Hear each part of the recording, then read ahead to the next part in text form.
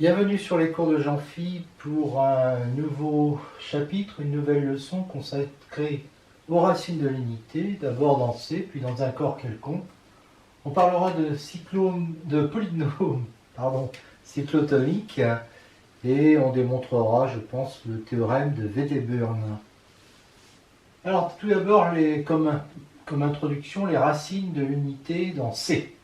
On sait que l'équation z puissance n est égale à 1 pour n entier naturel supérieur ou égal à 1 à exactement n solutions, UK, qui sont les exponentielles ik pi sur n pour k appartenant à n entre 0 et n-1.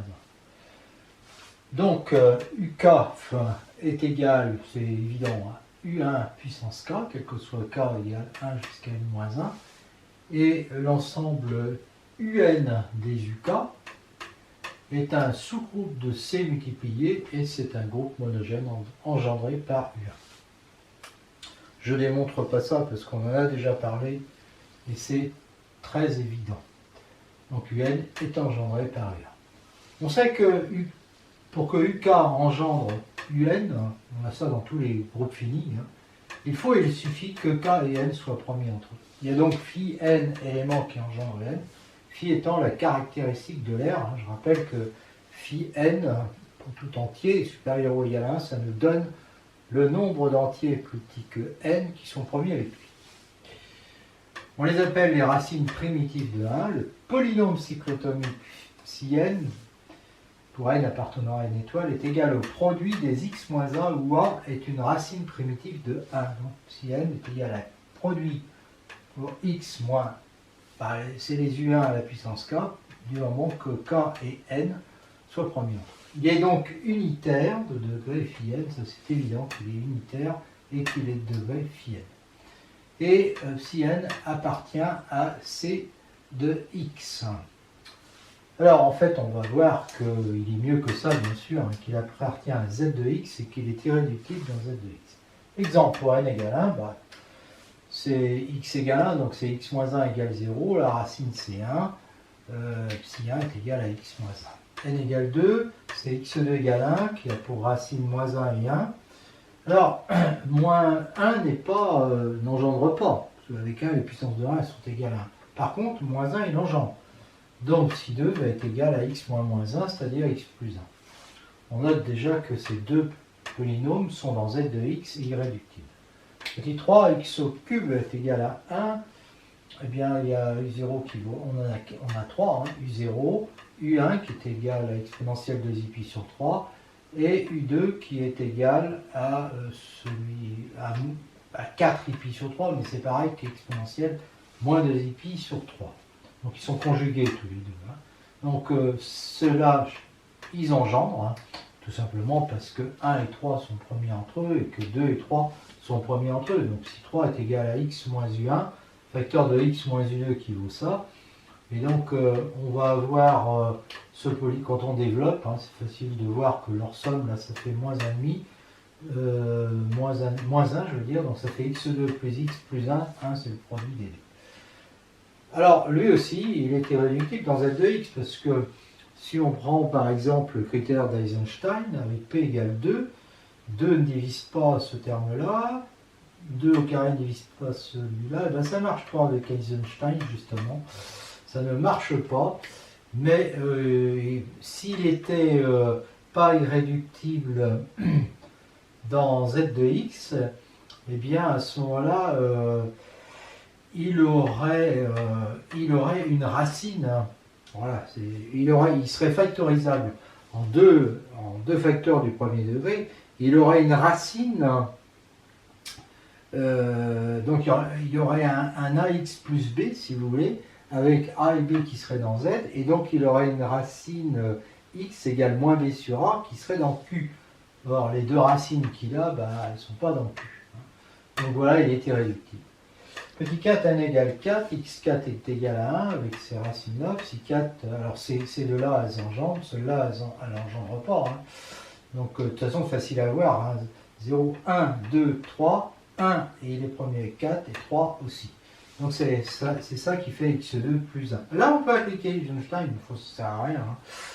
Parce que p égale 2, ne divise pas ça, P au carré ne divise pas ça, et par contre P égale 2 divise le deuxième terme en X qui vaut 0. Bon, il est irréductible.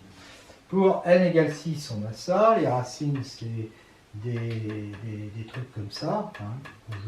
C'est tellement simple hein, que je vais très très vite. Alors qu'est-ce qui est premier avec 6? Bah, c'est 1, et puis 2 ne l'est pas, 3 ne l'est pas, 4 ne l'est pas, et 5. Hein, d'accord? Donc on a ça.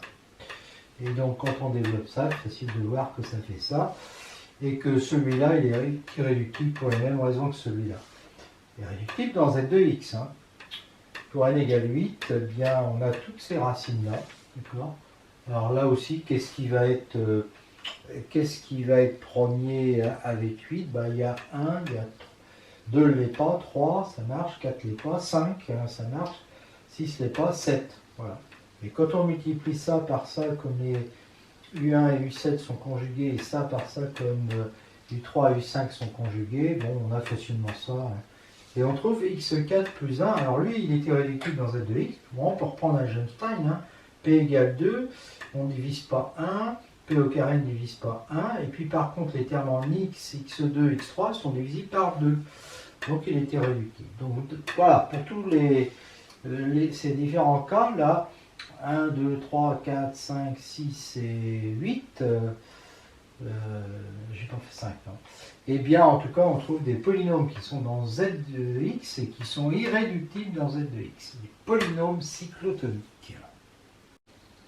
Rappel d'algèbre, si G est un groupe cyclique d'ordre n, tout sous-groupe de G est cyclique d'ordre t, diviseur de n. De plus, si D est un diviseur de n égale KD, il existe un unique sous-groupe GD d'ordre D qui est un sous-groupe donc de G.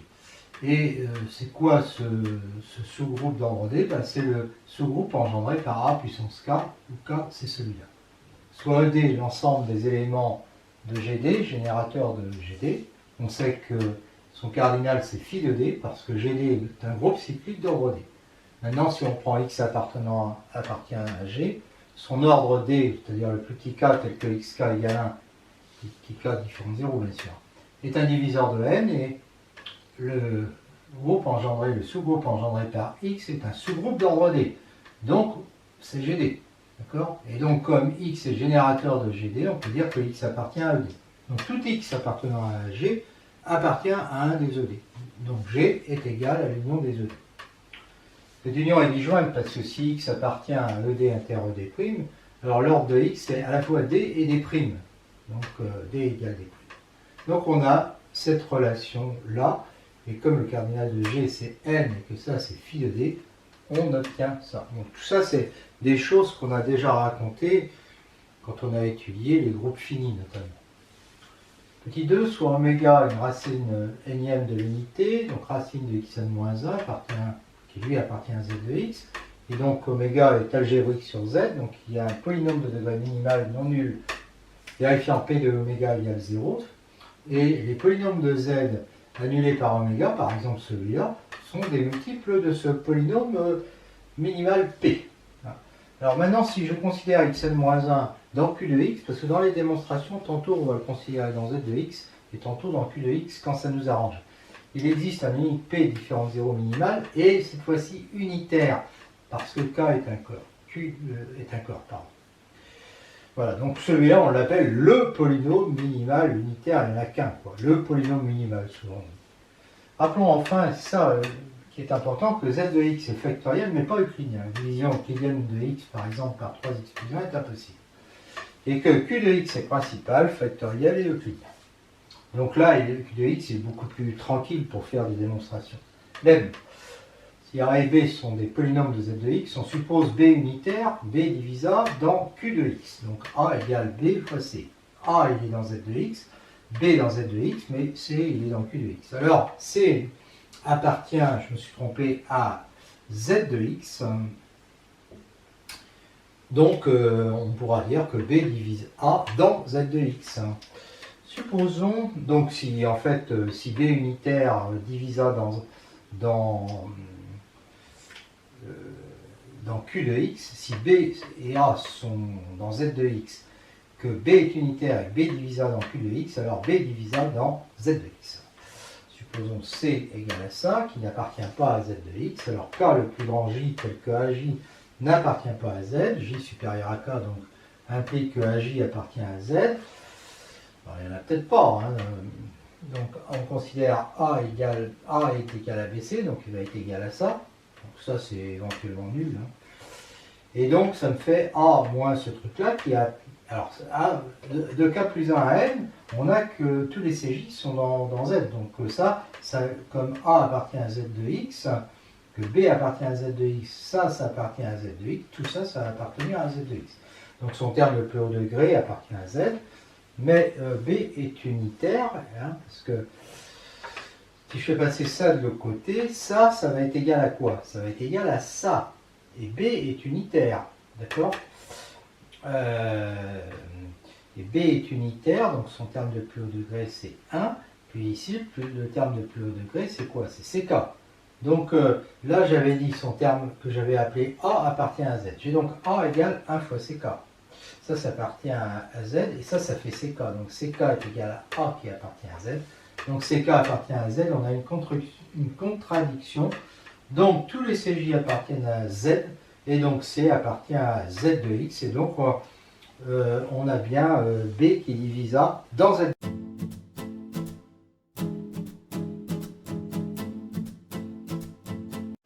Phi, l'application de Z de X dans Z sur PZ de X. Donc ça c'est l'anneau des polynômes du corps K sur le corps K égale Z sur P de Z, parce qu'on a choisi P premier, donc c'est un corps. Qui a au polynôme somme des AK XK associe somme des AK bar. Alors ce que je note AK bar, ou j'aurais pu mettre AK point, c'est pour dire que X point c'est la classe de X quand X appartient à Z. La classe dans Z sur PZ. Alors phi est un morphisme d'anneau. 0 est envoyé en 0, 1 en 1, c'est évident. Et si je prends ce polynôme-là et celui-là, quitte à compléter des zéros et puis en remplaçant n et k par le sub des deux, on peut supposer n égale p, et en ce moment-là, on a ça égale ça, je vous laisse vérifier, c'est évident.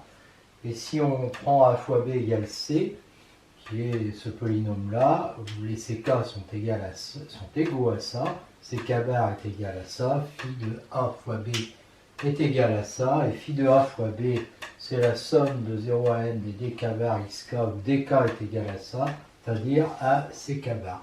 Donc phi a, phi b est égal à phi de ab. Notation, phi de a, on va le noter a bar, qui appartient à z sur pz, et donc ce qu'on vient de démontrer, c'est ça. Si p est premier, qu'on considère ce polynôme-là, de z de x, alors ap bar est égal à a bar p, ça vient de ce qu'on a démontré avant. Hein. Il suffit de faire une simple récurrence, hein. Puisqu'on a ça, bon, a fois a bar est égal à a bar au carré, etc. Donc tout ça, on l'admet, c'est évident. Et ça va être égal à ça, et parce que p est premier, on peut remplacer ak puissance p par ak. Et donc ça va faire ça. Ça c'est le théorème de Fermat. Démonstration rapide, récurrence sur n, si n égale 0, a est égal à 0, ap est égal à 0 puissance p, ap bar est égal à 0 puissance p bar, qui nous fait a0 parce que Fermat car p premier. Supposons que v, que ça soit vrai à l'ordre n, et en ce moment-là, on prend a égale, on prend un polynôme de degré n plus 1, qu'on écrit comme un polynôme de degré n plus ça, en posant a est égal à n plus 1. D'accord? Et donc, je calcule ça. On fait un calcul comme si c'était des nombres, hein, c'est-à-dire binôme de Newton. Hein. Mais pour k compris entre 0 et p strictement, k parmi p, sa classe est égale à 0, parce que k parmi p est divisible par p. En effet, k parmi p c'est ça, donc on a ça, et p donc divise ça. Mais pour k compris entre 0 et p, P va être premier avec chacun des cas qui sont là et chacun des P moins K, parce que quand K décrit est entre 0 et P, P moins K est aussi entre eux. D'accord? Et donc finalement, P va être premier avec le produit, avec ce produit-là, et avec celui-là, et donc avec le produit des deux. Et donc P va diviser K parmi N. Hein. Donc K parmi N, la classe vaut 0. Et donc on va avoir ça. Oui, parce qu'il y a quand même la récurrence hein, qui ensuite nous permet de conclure. Alors on a donc ça, premièrement, mais ça, par l'hypothèse de récurrence, c'est égal à ça, auquel on rajoute ça, ça nous fait ça. Et là j'applique Fermat, et donc ça nous fait ça. D'accord? Et donc le résultat est... Oui, parce que P est premier. Hein. Et donc le résultat est vrai à l'ordre n+1. Alors ce qu'il faut bien voir, c'est que ce truc-là, c'est quoi? Ben, c'est barre de A rond XP. Hein, d'accord? Voilà.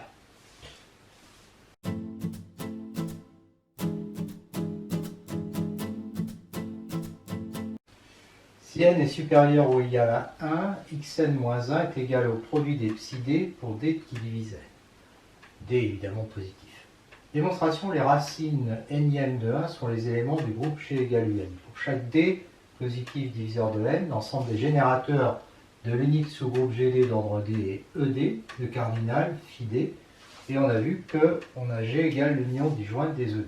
Xn-1, c'est le produit des x-a pour A appartenant à G, donc grâce à ça, on va pouvoir écrire que c'est le produit pour D qui divise n, des x-a, A appartenant à D, donc le produit des psi D, car dire que A appartient à D, ça équivaut à dire que A est générateur de GD, et donc A est une racine de psi D.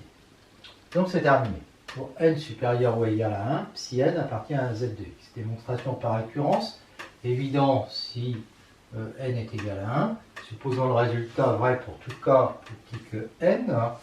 Donc on a xn+1 moins 1 qui est égal au produit pour d divisant n+1 des psi d, donc on sort le psi n+1, parce que n+1 divise n+1, fois le produit des autres qui divisent n+1. Et j'appelle P ce polynôme, qui est un produit de polynôme de z de x grâce à l'hypothèse de récurrence, donc P appartient à z de x.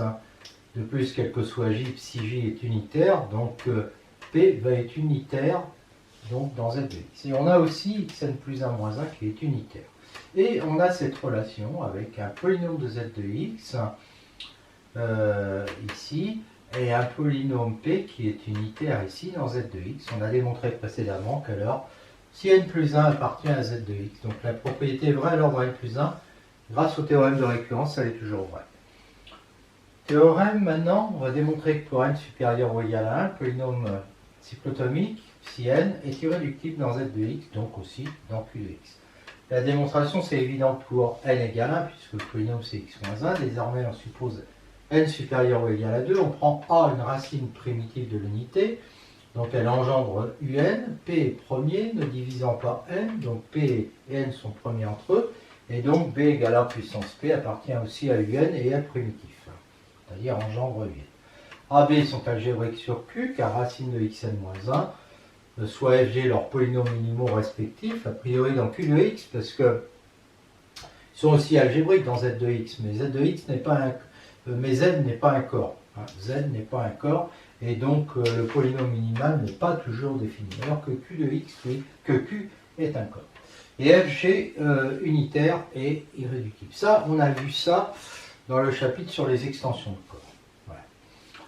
Si n appartient à z de x, qui est factoriel, donc on peut écrire sa décomposition en produit de facteur premier. Si n est unitaire, les coefficients de plus haut degré, là on est dans z, hein, des fi sont donc plus ou moins 1, et quitte à changer fi en moins fi, on peut supposer les fi tous unitaires. A est une racine primitive, donc si n de a égale 0, donc il existe i tel que fi de a est égal à 0, donc ça veut dire que fi est annulé par a, donc f, le polynôme minimal, divise fi, mais fi est irréductible. Et f, c'est pas un polynôme constant. Donc fi est égal à lambda f, lambda appartenant à z. Et comme fi et f sont unitaires, lambda vaut 1, donc f est égal à fi, appartient. Et comme fi appartient à z de x, on a donc démontré que f appartient à z de x. Et de même, en considérant b qui est aussi une racine primitive unitaire, unitaire primitive, enfin une racine énième de l'unité primitive, en considérant b et g sont polynômes minimal, on obtient que g appartient à z de x en faisant la même démonstration. Et maintenant, on va prouver que f est égal à g. A et B, je rappelle, donc sont des générateurs de un, P premier ne divise par n. On a vu que les polynômes minimaux unitaires f, g de A et B, donc ils sont en fait dans z de x, on va montrer que f est égal à g. On suppose que c'est différent.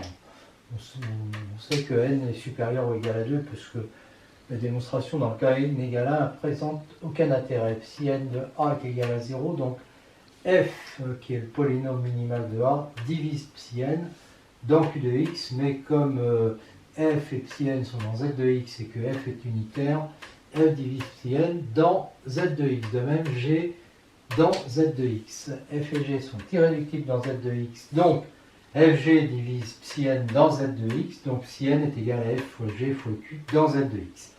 G de A puissance p égale G de B égale 0, donc A est une racine du polynôme G rond xp qui appartient à Z de x, ce qui est même unitaire. Donc f divise G rond xp dans Z de x car f est unitaire, hein, c'est ce qu'on avait démontré avant, le lemme. Et donc G rond xp est égal à f fois h où h appartient à Z de x. G rond xp et f sont unitaires, donc h est unitaire, supposons que G soit égal à ça. Avec AR égale 1, puisque G est unitaire, donc G rond XP est égal à ça. On projette sur Z, sur PZ de X, et donc j'obtiens ça, et P est premier, donc j'ai ça d'après Fermat, et donc j'obtiens ça, et ça d'après Frobenius, c'est ça. D'où j'obtiens que la classe de G rond XP est égale à G bar P, et donc que G, et comme en plus on a ça, donc on a ça. Et donc on a f bar qui divise g bar puissance p, et ça c'est dans z sur pz de x, hein, attention. Hein. Et bien justement, on va prendre phi un diviseur irréductible et unitaire de f bar dans z sur pz de x. Unitaire possible parce que p est premier, donc z sur pz est un corps. Phi divise f bar et f bar divise g bar p, donc dans z sur pz de x, donc phi divise g bar puissance p. Et donc phi divise g bar, car phi est irréductible, donc phi divise f bar au départ, et puis maintenant il divise g bar, donc il divise les deux, donc phi 2 divise le produit des deux. Mais si n est égal à f fois g fois h dans z de x, donc on a ça, et comme phi 2 divise ça, il va diviser psi n bar. Mais xn moins 1 qui est égal à ça, donc psi n divise xn moins 1, on savait, hein. Donc si n bar va diviser xn moins 1, enfin moins la classe de A, quoi.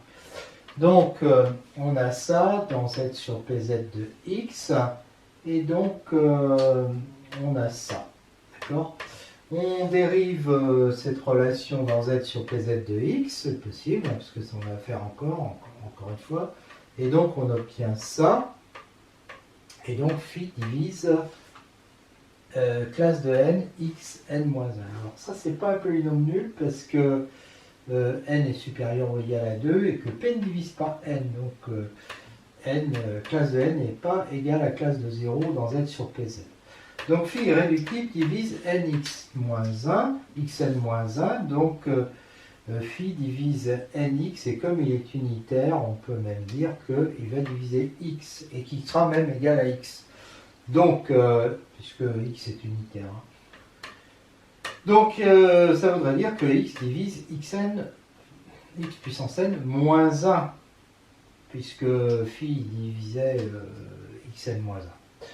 Donc, ça c'est pas possible, évidemment, x ne divise pas xn moins 1. Donc, on a démontré que f égale g, mais on n'a pas encore terminé la démonstration. Il s'agit de démontrer, je rappelle, que si n est irréductible dans zx. Remarque dans la démonstration A et B sont les racines de xn-1, donc ils sont algébriques sur z, et donc ils ont des polynômes fg, et ces polynômes sont irréductibles dans z de x, chose que j'ai utilisée. Par ailleurs, dans la démonstration précédente, on n'a pas utilisé le fait que P était premier inférieur à N. Il suffisait en fait de dire que P premier ne divisait pas N.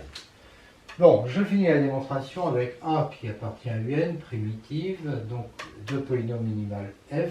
Je vais d'abord montrer par récurrence que si P1 jusqu'à Pm sont des nombres premiers qui ne divisent pas N, alors P, le produit de ces PK, A puissance P est une racine primitive de 1 et P son polynôme minimal.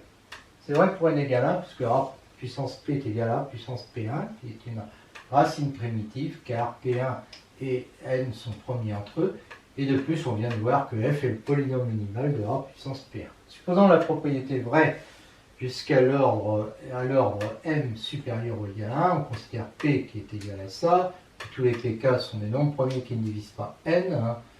Donc QPM plus 1, où Q est égal à ça.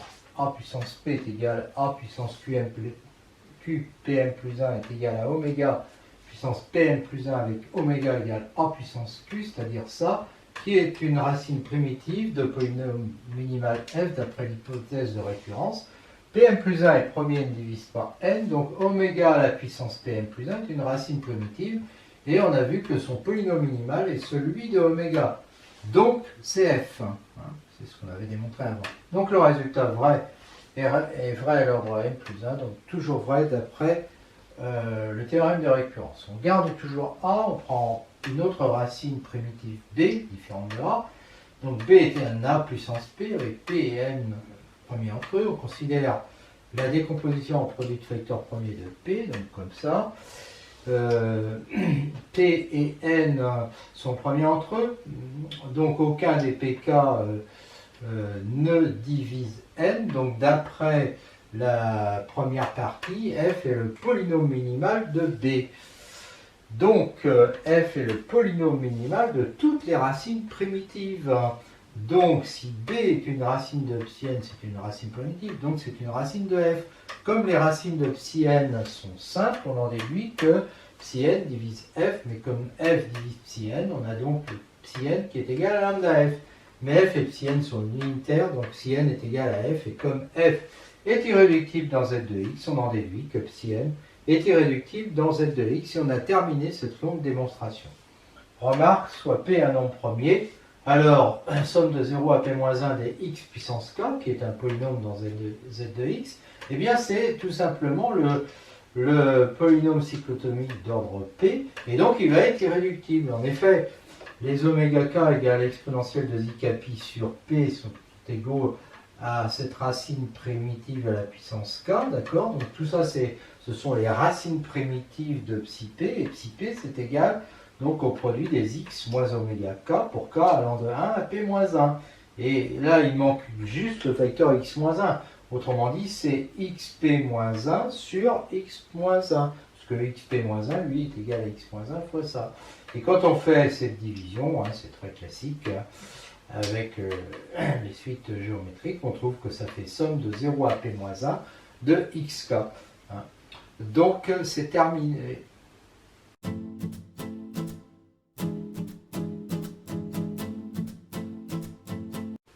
Alors, dans les vidéos là, qui vont suivre, on va démontrer le théorème de Wedderburn, un mathématicien écossais de la fin du 19e siècle, spécialiste d'algèbre, des corps, hein, qui travaillait à l'université de Princeton au XXe siècle, grande université américaine. Donc un lemme d'abord, soit K un corps fini, son centre ZK, c'est l'ensemble des Y qui commutent avec X, c'est un sous-corps de K, et le cardinal de K est une puissance du cardinal de ZK. Donc 0 et 1 appartiennent à ZK, parce qu'il est évident que 0, Y égale Y0 égale 0, et puis que 1, Y égale Y fois 1 égale Y. Si X, Y appartiennent à ZK et Z appartiennent à K, X moins Y, Z, eh bien, je développe, j'utilise la commutativité, puisqu'on est dans le centre. Ensuite, je factorise, et j'obtiens donc x moins yz est égal à z x moins y, donc x moins y appartient à z. Ici c'est pareil, on a la transitivité, ensuite la commutativité, ensuite retransitivité, commutativité, bref, on trouve ça. Et donc xy appartient à zk. Là je ne sais pas pourquoi on a mis g, mais c'est k, c'est un corps. Si x est différent de 0 et z différent de 0, bah, on a, puisque x appartient à z de g, bah, on a ça. Hein. Et donc on peut passer aux inverses, hein, puisque les deux sont nuls, non nuls. Et on obtient ça, d'accord, ce qui reste vrai si z est égal à 0, parce que 0 égale 0, la tête à Toto. Donc en fait, x-1 appartient à z de g. Donc j'ai démontré ainsi que z de g est un corps. Et par ailleurs, si x, y appartiennent à z de g, ben, d'ailleurs, puisque x est dans z de g, x, y est égal à y, x. Hein. Donc on voit que z de g est un corps commutatif. C'est pas z de g, encore une fois, c'est z de k. 0 et 1 appartiennent à z de k. Et donc q, qui est le cardinal de z de k, l'ordre de z de k est supérieur ou égal à 2. Et évidemment inférieur ou égal au cardinal de k. Z de k est un sous-corps de k, donc k est un zk espace vectoriel, et comme k est fini, on peut facilement construire une partie libre maximale en commençant par 1, en la complétant au maximum. De toute façon, il n'y a qu'un nombre fini d'éléments dans k, donc c'est pas dur à faire, et on trouve ainsi une partie libre maximale qui est donc une base, et dans cette base, les coordonnées de x, alors ça prouve que c'est un k espace de dimension p, et les p coordonnées de x, chacune des coordonnées peut prendre q valeurs. Hein. Les coordonnées peuvent donc, les p coordonnées peuvent prendre q à la puissance p valeurs. Et donc ça nous fait que l'ordre de k est égal à q puissance p. Et donc c'est bien une puissance du cardinal de z de k. Remarque, puisque dire que k est commutatif, ça équivaut à dire que zk égale k, c'est évident, et ça équivaut à dire que la dimension de k en tant que zk espace vectoriel est égale à 1, hein, puisque k égale zk. Soit q appartenant à n supérieur à 2, supérieur ou égal à 2, dn appartenant à n étoile, d inférieur ou égal à n, alors q d moins 1 divise q puissance n moins 1, si et seulement si d divise n. Démonstration qu'on retrouvera d'une façon plus simple avec les groupes après.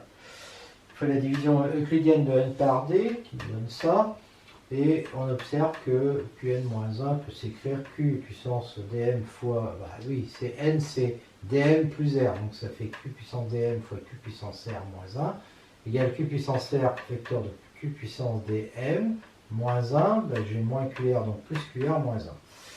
Et là, j'observe que q puissance dm moins 1, qui est égal à q puissance d à la puissance n moins 1, puis là j'utilise les suites géométriques, hein. Et donc j'ai ça, et donc ça me montre que ça divise ça, d'accord? Voilà. Mais q puissance d moins 1, j'ai supposé qu'il divisait q puissance n moins 1, donc il divise ça, donc il va diviser ça. Donc il va diviser q puissance r moins 1, mais r est inférieur à d, donc q puissance d moins 1 est supérieur à q puissance r moins 1, qui par ailleurs, lui, est supérieur à 0. Il peut être égal à 0. Donc q puissance, donc si celui-là divise celui-là, c'est qu'il est inférieur ou égal à celui-là. Hein, donc ça veut dire que q puissance r moins 1 va être égal à 0. Et donc ça veut dire que q puissance r égale 1, et donc que r égale 0. Et à ce moment-là, j'ai n égale dm, donc d divise n.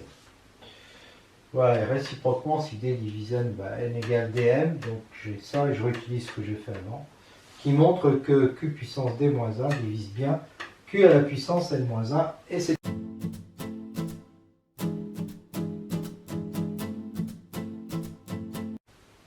Voyons maintenant la notion de stabilisateur et d'orbite.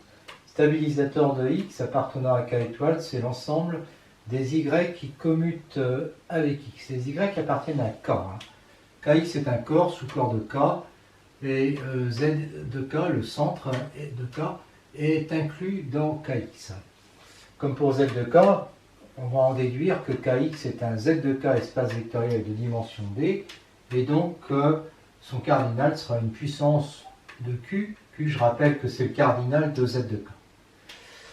Z de k, muni de l'addition étant un sous-groupe de k+, q puissance d divise q puissance n, et donc d est inférieur ou égal à n. Je rappelle que q puissance n, c'était le cardinal de k. Démonstration 0,1 appartient à kx, c'est évident, hein, parce que 0y égale y0, et puis 1y égale y fois 1. YZ appartiennent à KX, on a déjà fait ça avec le centre, hein. Ça implique que x, y moins z est égal, là, je développe, et puis là, je commute les deux, et je factorise. Et donc, j'en déduis que on a ça qui est égal à ça, donc y moins z appartient à kx. On fait la même chose avec yz, associativité, on commute, et on trouve que ça est égal à ça, et donc yz appartient à kx. Y est différent de 0, y appartient à kx, on a ça. Donc je multiplie par y moins 1 à droite, puis ensuite par y moins 1 à gauche, et donc j'obtiens ça. Et donc y moins 1 appartient à kx, et donc j'ai un corps. Si y appartient à z de k, yz est égal à zy, quel que soit z appartenant à k, en particulier pour z égale x, donc yx égale xy, implique que y appartient à kx, et donc z de k est inclus dans kx. Orbite de x appartenant à k étoile, c'est oméga x égale l'ensemble des y moins 1 xy, y appartenant à k étoile. Donc on a oméga x qui va être égal à alors à oméga x, non, son cardinal, qui est égal au cardinal de k étoile divisé par le cardinal de kx étoile. Démonstration, soit R, la relation définie sur k étoile par y rx, équivaut à yz-1 appartient à kx. Alors c'est une relation d'équivalence car kx étoile, alors en fait c'est kx étoile, pardon. C'est une relation d'équivalence car kx étoile muni de la multiplication est un sous-groupe de k étoile x, vu qu'on a démontré que kx était un corps. Donc on peut définir cette relation d'équivalence. Et alors on considère f qui à y-1 xy, c'est-à-dire un élément de oméga x, associe la classe de y, c'est-à-dire y kx étoile, appartenant à k étoile sur kx étoile, l'espace quotient. Elle est bien définie, hein, parce que si si je prends deux éléments si je prends y-1 xy et qu'il est égal à z-1 xz, c'est-à-dire là je suis bien dans oméga x, mais les deux sont égaux, alors leurs images vont être les mêmes, parce que de cette relation-là, je tire en multipliant par y à gauche que xy, et en multipliant par z-1 à droite, alors d'abord on multiplie, oui c'est ça, en faisant les deux à la fois, que xy z-1 va être égal à y z-1x. Et donc ça me yz-1, yz-1, ça me dit que x fois ça est égal à y fois ça, et donc ça, c'est-à-dire yz-1 appartient à kx étoile. Donc, que classe de y est égale à classe de z. Voilà. Elle est surjective parce que si t appartient à l'espace quotient, c'est l'image, c'est la classe d'un y, et donc ça va être f de y-1 xy. En fait, c'est surjectif par définition. Hein. Et c'est injectif parce que si j'ai cette égalité, alors classe de y égale classe de z, donc yz-1 appartient à kx étoile, donc yz-1x, c'est la même chose que là, hein, égale xyz-1, et ça équivaut à dire que xy est égal, alors pour avoir xy ici, j'ai multiplié par z, d'accord? Donc est égal à y z-1 xz, d'accord? Et ça, maintenant pour avoir y-1, je multiplie par x-1 à gauche, non, je fais non, je multiplie par y-1, donc ça fait y-1 xy, d'accord, qui est égal à z-1 xz. Et donc, j'obtiens bien, hein, j'étais parti de ça, et j'obtiens que ces deux-là sont égaux, donc c'est bien injectif. Et donc, puisque c'est bien injectif, hein, c'est bijectif, et donc puisque c'est bijectif, on est sur des cardinaux finis, des ensembles finis, eh bien on en déduit que le cardinal de oméga x est égal au cardinal de ça, et le cardinal de l'espace quotient, on sait que c'est le cardinal de k étoile divisé par le cardinal de kx étoile. Je rappelle que ce sous-groupe-là de k étoile, forcément que son cardinal, son ordre, hein, divise l'ordre de K étoile. Donc ça le met à l'entier. D'où le résultat. Alors, R défini sur K étoile par X, alors c'est pas R, c'est R'. Pas grave. Hein. Équivaut à, il existe H appartenant à K étoile tel que Y égale H-1 X H, est une relation d'équivalence. Alors c'est évident, hein. X est égal à 1 moins 1 X1, donc X est en relation avec X, si X est en relation avec Y, j'ai ça, et de ça je tire en multipliant par H à gauche et H-1 à droite, que j'ai ça, et je peux toujours écrire que c'est ça. Donc ça veut dire que Y est en relation avec X. Si X est en relation Y avec Z, il existe HK appartenant à K étoile tel que l'on est ça et ça. Et donc on aura Z égale ça, je remplace Y par ça. Et donc ça me fait exactement ça. Et donc comme ça appartient à K étoile, X est en relation avec Z. Donc j'ai la réflexivité, la symétrie, la transitivité, c'est donc une relation d'équivalence. On remarque que pour cette relation d'équivalence, oméga x, c'est l'ensemble, c'est la classe de x, c'est-à-dire, c'est ça. Parce que dire que y appartient à oméga x, ça équivaut à dire qu'il existe h appartenant à k étoile, tel que y égale h-1 x h, et ça équivaut à dire tout simplement que y est en relation avec x, ou que x est en relation avec y, c'est pareil. Remarque, si x appartient à k étoile, on a vu que le cardinal de kx est égal à q puissance d. Alors q, c'était le cardinal du centre, et puis d, la dimension du z espace kx. Et on a vu que le cardinal de k, c'était q puissance n, avec n la dimension du z espace k. Et avec ça. Donc on a ça, parce qu'il suffit d'enlever 0, et donc ça nous fait qd-1 et qn-1. Et comme celui-là est un sous-groupe de celui-là, eh bien le cardinal va diviser le cardinal. Hein. Donc on a ça qui divise ça, et donc on a vu avant qu'à ce moment-là, d, donc la dimension du z espace kx, divise n, la dimension du z espace k. Alors, on retrouve ça en remarquant que kx, étant un sous-corps de k, eh bien, le cardinal de k va être une puissance du cardinal de kx, de la même façon que, puisque k était un surcorps du centre z, eh bien, on avait le cardinal de k qui était une puissance du cardinal de z. Hein, c'est pour ça qu'on avait q puissance n. Eh bien, là, on va donc avoir cardinal de kx, cardinal de k, c'est-à-dire q puissance n, qui va être une puissance de q puissance d, et on retrouve, donc ça implique que n égale dp, et on retrouve que d divise n. De plus, le cardinal de méga x, ben on sait que c'est le cardinal de ça divisé par celui-là, donc on a bien ça.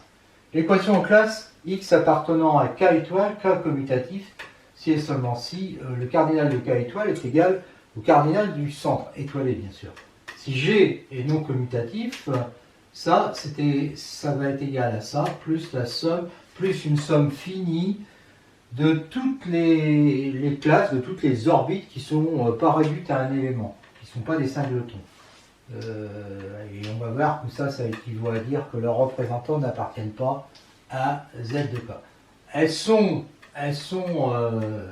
en nombre fini, bien sûr, et cette somme, c'est la somme des oméga t qui sont des joints de z. Démonstration donc en utilisant la relation R' qu'on a vue avant. D'abord, on remarque que oméga 1, c'est l'ensemble des y-1, 1y, c'est-à-dire c'est 1, c'est réduit à 1.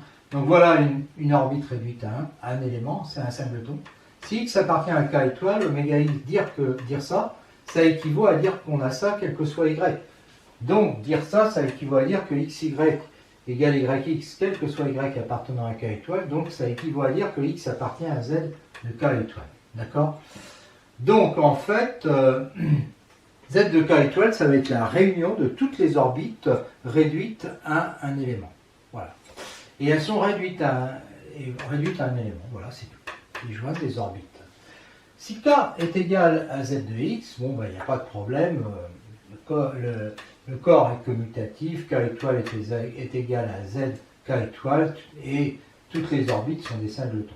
Sinon, alors évidemment, dans ce cas-là, on a ça. Et sinon, K étoile est différent de Z K étoile, hein, et donc il existe au moins une orbite non réduite à X, hein, parce qu'il existe un Y tel que on met ça. On sait que K étoile est la réunion disjointe des P orbites, il y en a forcément en P, parce qu'on travaille sur un ensemble fini, oméga X. Et parmi ces oméga X, il y en a qui sont réduites à un élément. Hein. Donc pour chaque orbite, on choisit un représentant Xi, et donc on va avoir une réunion finie. K étoile, ça va paraître comme une réunion finie d'orbites 2 à 2 disjointes, dont on a trouvé un représentant à chaque fois. Bon, parmi ceux-là, il y en a qui sont réduites à un seul élément, et leur réunion, on sait, c'est Z de K étoile. Les autres, il y en a un nombre, elles existent, hein, parce qu'on a dit que K étoile était différente de ZK étoile, donc il y avait des orbites non réduites à un élément.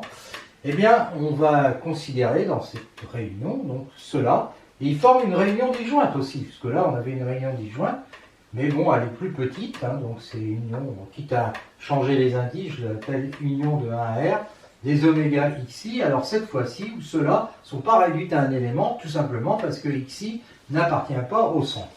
Donc K étoile, ça va être ZK étoile, union, cette réunion-là, des oméga xi, 2 à 2 disjoints, avec des représentants xi n'appartenant pas à Z de x, donc des classes, des orbites qui sont pas réduites à un élément. D'accord? Et ça, c'est une réunion disjointe. Donc, quand on passe aux cardinaux, on a ça. Donc, les xi n'appartiennent pas à ZK. Et la somme des cardinaux des orbites qui ne sont pas réduites à des singletons. Et donc, on a K étoile est égal à ça, plus, là, je prends le même R qu'avant. Et oméga xi, on le sait, c'est cardinal de K étoile divisé par cardinal de Kxi étoile.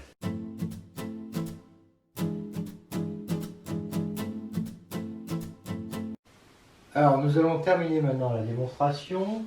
K est un corps fini, il s'agit de montrer qu'il est commutatif, c'est le fameux théorème de Wedelbert. On suppose qu'il ne l'est pas, donc le centre est différent de K.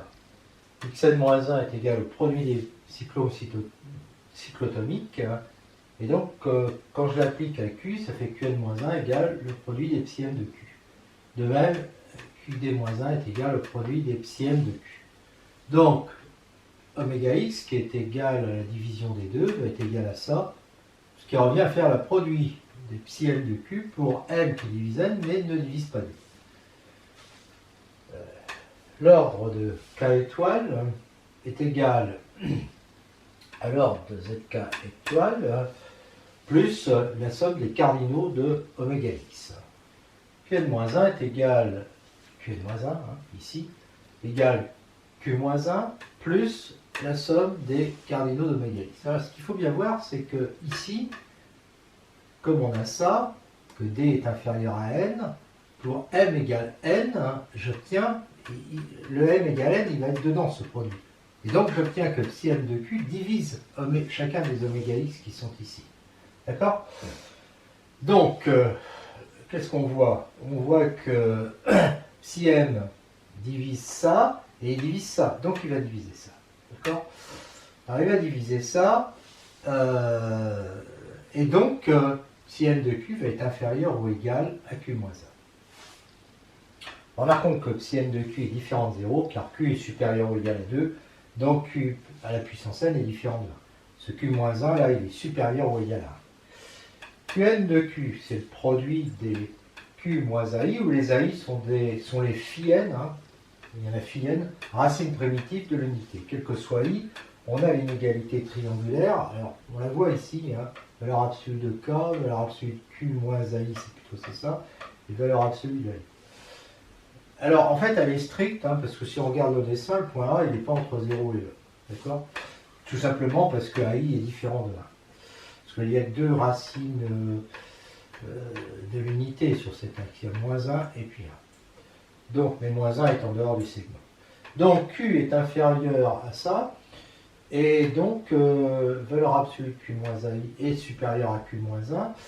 Et donc, dans les produits que j'ai ici, sont tous supérieurs à Q-1. Donc, le résultat va être, enfin, psi n de Q va être en valeur absolue supérieur à Q-1 à la puissance phi de m, qui va être supérieur ou égal à Q-1, puisque phi de n est supérieur ou égal à 1 et que Q-1 est supérieur ou égal à 1. Mais comme ici il y a strictement, ça va être strictement supérieur à Q-1. Mais ici c'était inférieur ou égal, on a donc une contradiction, et donc ça signifie que l'hypothèse de départ était mauvaise, et donc le K est commutatif. Conséquence, le groupe multiplicatif K étoile d'un corps fini K est cyclique. Démonstration, pour tout diviseur D positif de n, alors n c'est le cardinal de K étoile, l'ordre de K étoile, soit sigma D, l'ensemble des éléments de K étoile d'ordre D. S'il est non vide, parce qu'a priori on ne sait pas, hein, il peut très bien être vide. Alors il existe X appartenant à sigma D, et à ce moment-là il engendre un sous-groupe d'ordre D, d'accord, qui contient D éléments différents 2 à 2. Tous solution de x puissance d-1 est égale à 0. Mais ce polynôme a au plus des racines parce que K étoile est commutatif. Et pourquoi est-ce qu'il est commutatif? Parce qu'on l'a démontré avant. Tout corps, c'est le théorème de Wedderburn, tout corps fini est commutatif. Car K est fini. Donc ce groupe-là, ensemble des racines de x d-1, est égal à l'ensemble des racines de x d-1. Si t appartient à gamma d, alors t à la puissance d est égal à 1, donc t appartient au groupe, d'accord, ici. Donc on a ça. Et donc dans ce groupe, en fait, qui est un sous-groupe d'ordre d, on sait qu'il y a phi de d générateur de x, d'accord. Donc en fait, l'ordre, le cardinal de gamma d, ça va être phi de d. K étoile, c'est l'union des gamma d pour d qui divise n, disjoint, car un élément ne peut avoir qu'un seul ordre, d'accord. Donc n va être égal à la somme des cardinaux des gamma d. Et cardinal de gamma d, il est comment? Ça dépend de gamma d. Si gamma d n'est pas vide, c'est phi d, d'après ce qu'on a vu avant, et sinon c'est 0, d'accord. Mais en même temps, n est égal à la somme des phi d pour d divise n. Donc en fait, ici, on a la même somme, sauf que là, il y a des cardinaux de gamma d qui sont égaux à phi d, et les autres qui sont égaux à 0. Si on veut, puisqu'on a l'égalité, ça implique que tous les gamma d vont être non vides. Et comme ça, cette somme, ça deviendra somme des phi de d. D'accord? Donc, puisqu'ils sont tous non vides, en particulier pour d égale n, gamma n est différent du vide, donc il existe un x appartenant à k étoile d'ordre n, et donc k étoile est engendré par cet x, qui est donc, ce qui veut dire que k étoile est cyclique, donc le groupe multiplicatif est bien cyclique, d'un groupe fini.